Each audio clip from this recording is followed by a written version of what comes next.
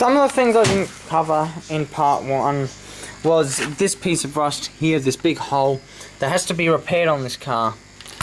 And a big part of the reasons on why this car is going to cost or be so hard to repair is because of the costs related to this car to repair it. Like, it needs new paint, it needs bog, I need new tools to do work to this vehicle, and it's very, very expensive. Now, as you can see, the hood doesn't look right. It doesn't look right at all. It doesn't look like it's tight on there at all either. If I look at it, it just doesn't look right. Over there especially. But anyway, this is the original colour of the car, as you can tell. It looks good. It looks reflective and pretty and awesome. Jack storage. This is how they stored their wheels. It wasn't a very effective way, but it was easy. It was actually a good way to do it to some extent, and this is the reason I'll admit that it was a good way. Because when you got stuck on the side of the road and you had the problem of trying to get the tyre out of the car, as soon as you unscrew that, all you do is you roll it to the side here and then you roll it over, because it's heavy to pick up a tyre out of the car. They have newer tyres which are awful, they're terrible, and they have lots of problems. One of the other problems with these cars is they have this fuel cap here. This is the fuel cap for the car, and if you can see, there's a little thing here. There's a bunch of wires going back here, regulators and stuff, and linkage. And this is basically your fuel cap. There's no fuel caps to the left or the right of the vehicle if you have a good look. But absolutely none. And that is your fuel cap. It always filled from the rear. So it didn't matter which petrol station you went to, as long as the rear was close to the Bowsers, you could fill up your fuel tank there. And also it has this nice nifty little light, which is very unique to this car, since the light is facing upwards. I mean, people in planes will notice your car because the light's facing up and not down. Now, the biggest expenses with these cars is depending on if you have the skill or not. This expense is because I need a panel beater, a welder, and someone that knows how to fit panels to the car and repair this to get it right. Now, I don't like everything on this car because it needs repairs, and as you can see, there's trims missing, and I have to get new ones or repair my old ones. Probably going to repair the old ones because this stuff is like chrome tape, and it goes on here like so, and that's all just gone terribly, terribly wrong and bad.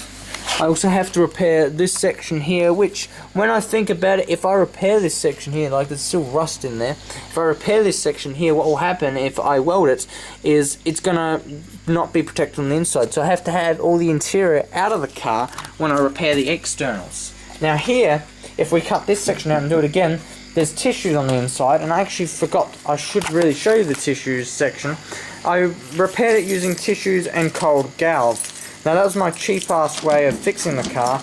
Probably not the best way, but I think I know of a better way to do it next time. So, there's your welds back there.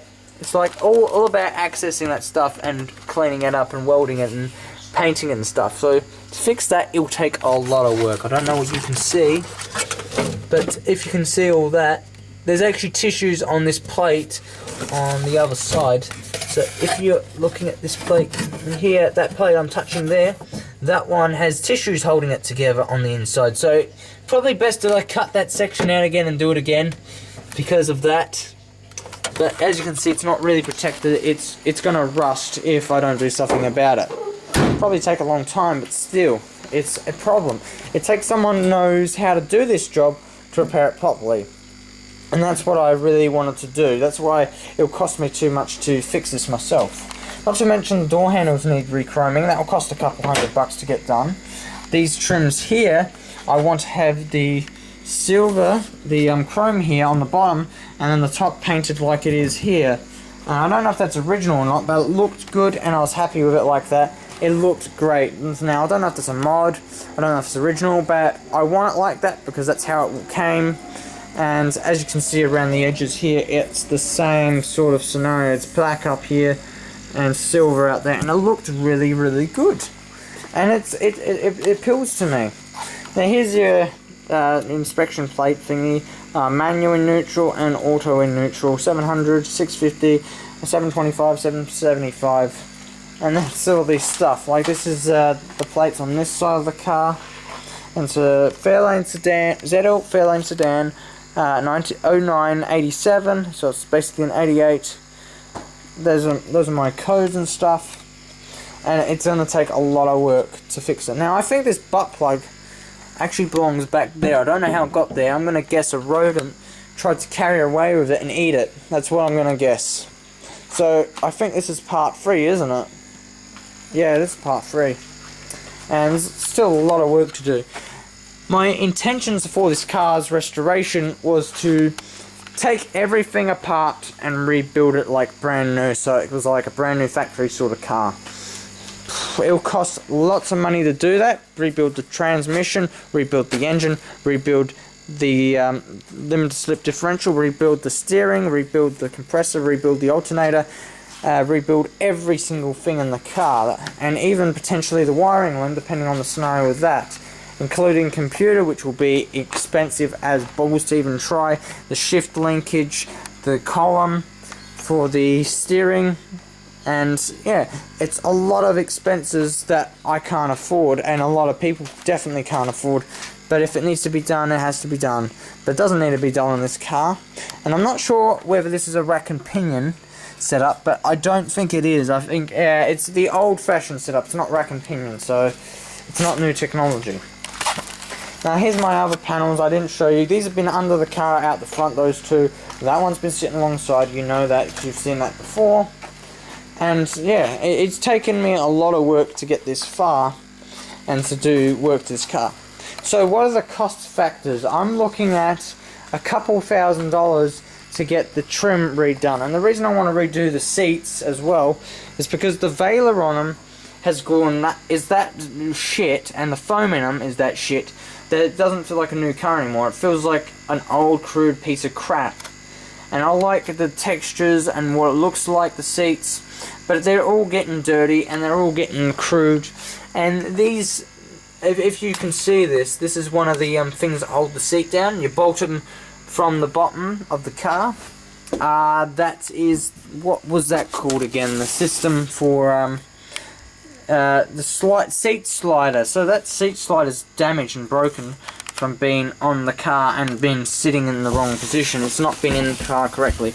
Like this Vela is feeling rough and rugged. It doesn't feel smooth anymore. It feels really rough. So it's really faded. It's got holes here, and as you can see, there's all this rat shit and whatnot here that doesn't look nice. I'm not sure where all that black crap came from though. It doesn't look it came from the roof. And the center lights, oh yeah, that's an awesome light. It's just not new anymore, and it needs to be reconditioned and re-chromed and stuff so it looks nice. And plastic, this is just plastic and it looks ugly now. It used to look so damn good, and in the pictures they look so damn good. They even had lights under the dash, so when you open up the door you knew where your feet were going, you knew if you had dirty feet or not. And yeah, and that piece there that goes there for your speakers, I need a new speaker. I know I need one new speaker because one of them is broken, the other one's good, and that piece there needs to be replaced because that's cracked to buggery. The handles need replacing. Like, there's so many expenses with restoring this car, it's just not funny. And painting the car, depending on what you need to paint the car, it's going to cost you a couple of $100 to a couple $1,000 for paint. Like I said, a lot of work to go into one of these to restore, and a lot of money. Like, it's in neutral, luckily. And this piece here is broken. I want a new one of them, because as you can see, see the pins here, and that's up there. On the rear ones, now look at that. The pin slides with the thing, with the one at the front. The ones at the front are broken, and that's the problem. This has a light in it as well. I don't know if it's in the car or not, but it's an existing part of the car. So, what are the actual numbers for restoring the car? Well, I know for certain that old cars cost like $100,000 to restore. This thing could cost $100,000. It could cost more, it could cost less. I don't have a clue, but it's a lot of money that I want to spend on this that I don't have. And the way I'll actually achieve this is through my goals of going into game design and being successful there. Because if I do be successful in game design, I could make a lot of money and I could make a business. At the same time, I could achieve the funding required to restore this. And that's one of my reasons why I went down the game making pathway, because it's something I wanted to do since I was very young, but it was also because if I went down the automotive pathway, there's no guarantees I could get a job. There's no guarantees in anything, so I might as well take a guarantee that even if I don't get a job in game design, I'll have the skills to make games, and I'll actually be able to make money for sure, because I'll be able to post games on Steam and sell them that way, that I can save up to repair this car and restore it. Now, they're all original holes. Remember in the last video I was talking about the heater? Well, there's your heater hoses there. Anyway, this is part 3, and my battery's getting low, and a lot of things. Man, I love these rear lights, but I need new rear lights because that one's cracked up and this one's cracking up.